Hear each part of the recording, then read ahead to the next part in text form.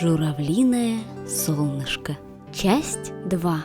Странный стук. Тум-тум, тум-тум, тум-тум, тум-тум. Слышит непонятные звуки кто-то в яйце. «Интересно», — говорит он, — «где это тумкает? Внутри или снаружи?» Но кто-то жил в яйце один, и поэтому ему никто не ответил. Он снова прислушался.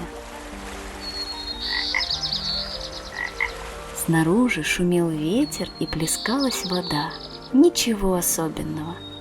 Кто-то недовольно заерзал. «И все-таки это здесь, внутри», — решил он. Снаружи послышался знакомый голос. Это папа вернулся домой.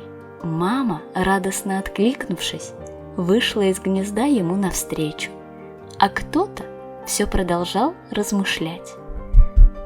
«Но что же это может стучать внутри, если кроме меня здесь никого нет?» – удивлялся он.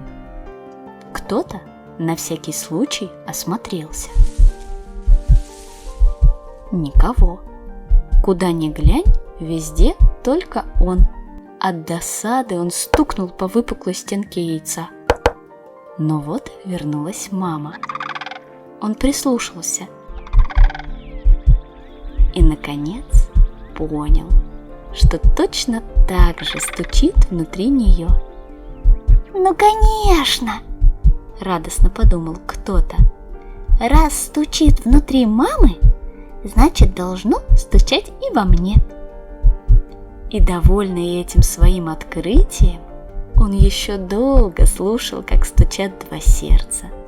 Его маленькое и трепетное, и мамино, большое и ласковое.